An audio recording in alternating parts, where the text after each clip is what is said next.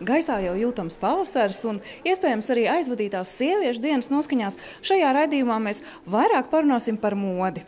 Taču sākumā es jūs aicinu pavizināties teleportā, izbaudot mūziku gan tagadnē, gan pagātnē, gan arī nākotnē.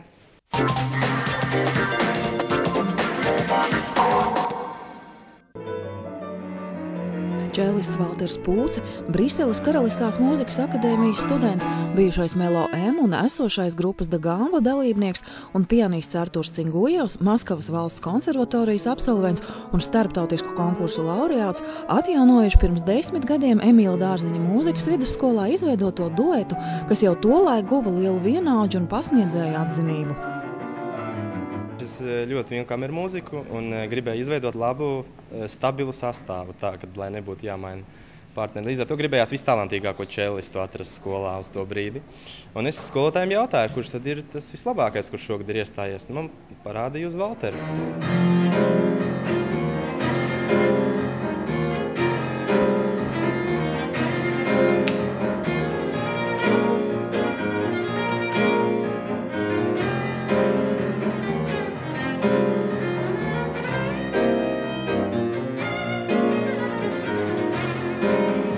Šī visa pasākuma nosaukums ir teleports, un lai mēs tiešām varētu teleportēties uz dažādiem laikiem, un tādēļ mēs arī paņēmām diezgan dažādus žanrus, un viņus visus tā kā iebāzām vienā maisā, kas saucās teleports.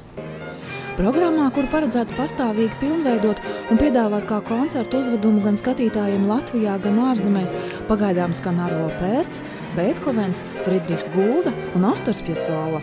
Taču mūziķi meistarīgi nojaukuši iedomāto mūru starp stereotipiski pastīvo akadēmisko mūziku un vaļīgi emocionālo popu un rīkojas pretēji vispār pieņemtajiem kanoniem. Sākot no režisors Dacis Pūces sapņainajām videogleznām fonā un beidzot ar iepriekš izsludinātas programmas neesamību. Līdz ar to mēs viņus nesagatavojam pilnīgi nekām. Viņi nezina, kas būs jāklausās kā, jo ir tas stereotips, kā jāklausās džēs un kā ir jāklausās klasika. Līdz ar to cilvēks iet kā līdz tikai emocijai. Mēs arī gribējām, lai cilvēki atnāk tādi, kuri neiet uz klasiskās mūzikas koncertiem un tādā veidā kaut kā savādākā tādā mērcē, tādā viegli saprotamā parādīt to, ka klasiskā mūzika nav tikai mazam lociņam, kuri to saprot. Mēs gribam parādīt, ka var labā profesionālā līmenī darīt gan vienu, gan otru, ka nav tas tik ļoti sašķēlies kā mums šodien, jo mums ir popmūzika un klasiskā ļoti sašķēlta. Arturs un Valters dara to, kas pašiem liekas interesanti, procesā savstarpēji bagātinoties. Un koncertā Spīķeru koncertzālē bija jūtams, ka svaigais piegājiens aizrauja arī skatītājus. Abi atzīst, ka šādi koncerti uzlādē un dod enerģiju.